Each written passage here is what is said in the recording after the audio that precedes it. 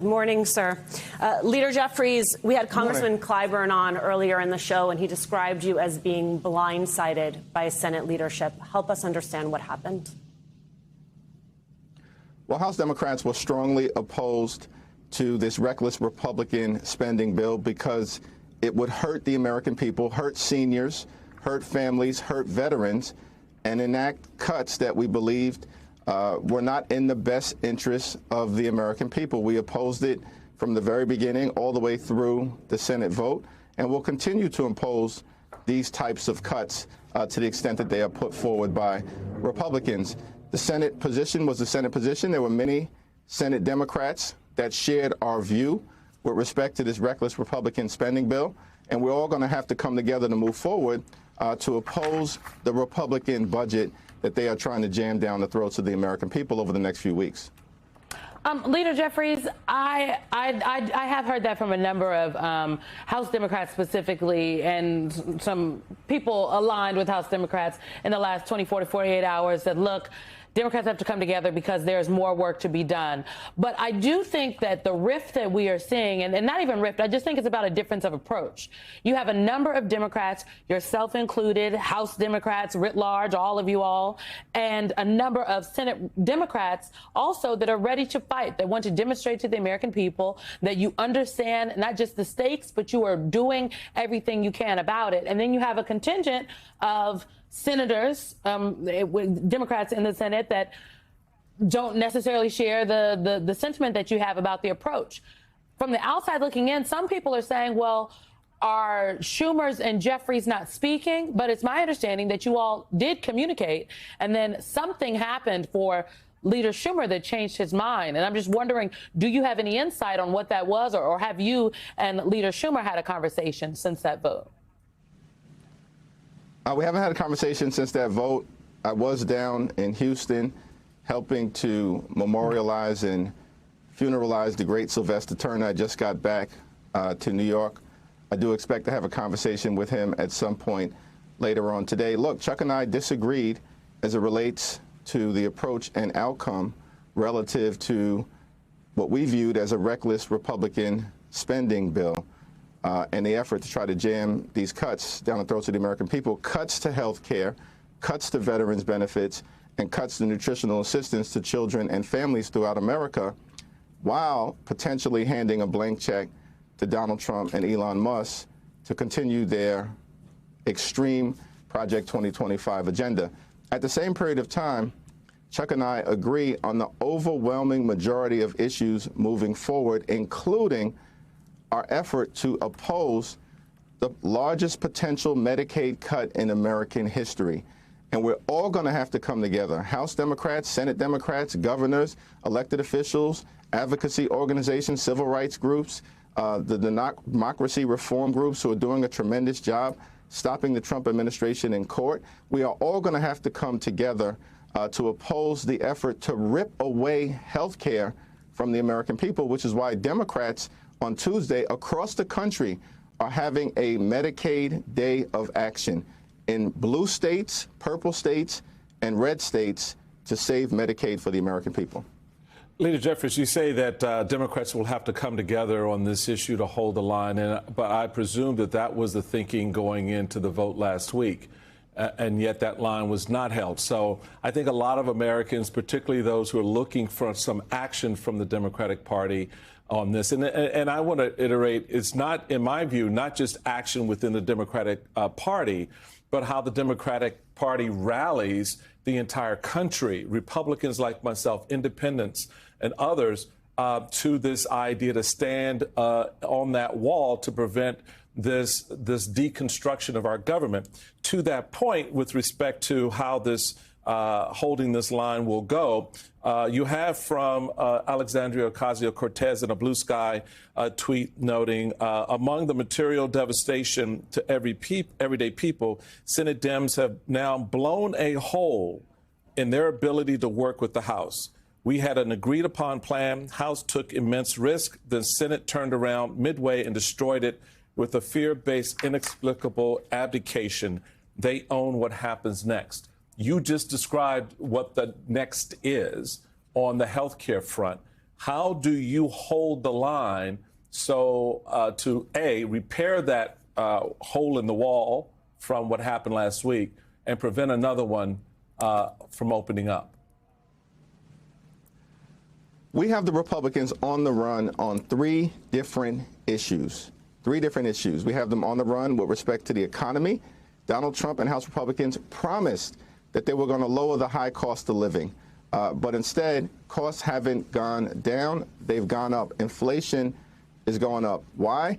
Because Donald Trump and Republicans haven't been focused on doing anything to lower the high cost of living. Not a single bill, not a single executive action, not a single administrative order. We, as House Democrats, have to make sure we forcefully make the case to everyday Americans that we are trying to build an affordable economy. We know that costs are too high, and we know that people are struggling to live paycheck to paycheck, and that should never happen in the wealthiest country in the history of the world. We got to hold the line as it relates to the economic narrative, and we see that Trump's poll numbers are collapsing in that regard. The American people are with us. We got to hold the line as it relates to the effort to save Medicaid and prevent the type of devastation that Republicans are trying to bring to hurt children, hurt families, hurt pregnant women, hurt seniors, hurt Americans with disabilities who rely upon Medicaid to go see a doctor and to live the best possible life. This Medicaid cut that Republicans are trying to visit upon the American people will close hospitals, including in rural America, and close nursing homes. Every single Democrat in the House and in the Senate opposed the Republican budget resolution. We have to stay the course as it relates to that level of principled opposition. And lastly, we have the Republicans on the run with respect to their tax scheme. They want to rip away money from everyday Americans so that they can fund massive tax cuts for their super rich donors like Elon Musk and the wealthy, the well-off, and well-connected corporations. That is not acceptable, and the American people are with us on that. And so it's my hope and expectation, not just in the next few days, but in the next few weeks, in the next few months, as we engage in this legislative struggle, that we can stay together in defense of the American people. Leader Jeffries, I want to follow up with you about Medicaid because on Tuesday, as you know, Democrats across the country will have a national day of action on Medicaid. We had Governor O'Malley, former Governor O'Malley, on yesterday talking about the Social Security aspect of what Republicans are talking or are potentially going to do in the breakdown within the Social Security system. And I have to tell you that folks out there, people who watch this show, who see our clips online, they think that we are not telling the truth about Social Security and Medicaid. Speaker Johnson is actively going around saying that when Democrats like yourself suggest that they are going to cut Medicaid, that it is a lie. So what is your message to people and your response to Speaker Johnson, who says that the Democrats aren't telling the truth on this? House Republicans are lying. Their own budget resolution set in motion up to $880 billion in cuts to Medicaid. That would be the largest Medicaid cut in American history. As Democrats, listen, we all support any effort to try to root out waste, fraud, and abuse. There is not that level of waste, fraud, and abuse in Medicaid, in Social Security, in Medicare. And so they are using that excuse to try to visit these extreme cuts on their own people and everyday Americans all across the country. And independent observers who have studied their budget proposal have said the same thing, that they are going after these important safety net programs and earned benefits. Listen, the average Social Security recipient in the United States of America receives about $65 a day in benefits. $65 a day. Elon Musk, in his contracts with the government, the federal government, gets about $8 million a day. If they were really interested in waste, fraud, and abuse, they would start there. But they're not. So they're going after grandma and grandpa and people who rely on Medicaid in order to see a doctor. It's scandalous And that's why we're going to continue to strongly oppose it. Leader Jeffries, President Trump just invoked the Alien Enemies Act to target Venezuelan nationals. We haven't seen this law be used to target a single ethnicity since the Japanese internment. What are you going to do to prevent the next Japanese internment and protect Venezuelans who call this country home? Listen, we have a broken immigration system. We've got to fix it. We've got to fix it in a comprehensive and bipartisan way. And all of us within the Democratic Party, we oppose illegal immigration. We believe that if you're a violent felon, you should be deported.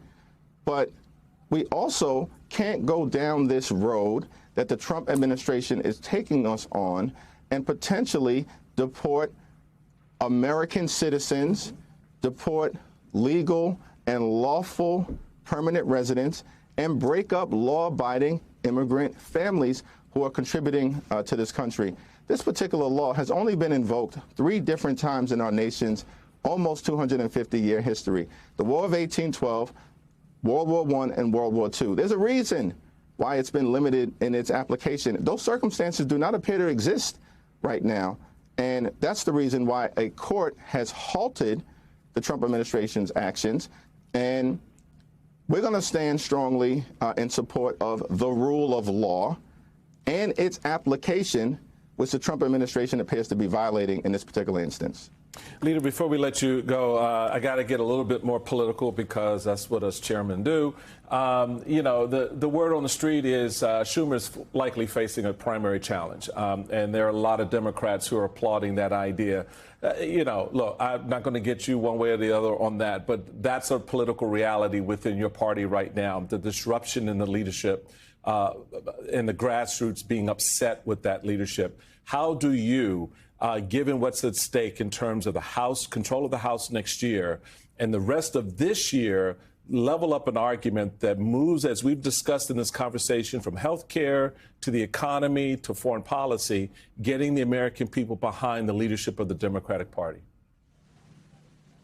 Well, it's all of us. It's all hands on deck. So it's every single House Democrat, myself, Catherine Clark, Pete Aguilar, who are doing a tremendous job, but every single one of us, and it's every single Senate Democrat led by Chuck Schumer.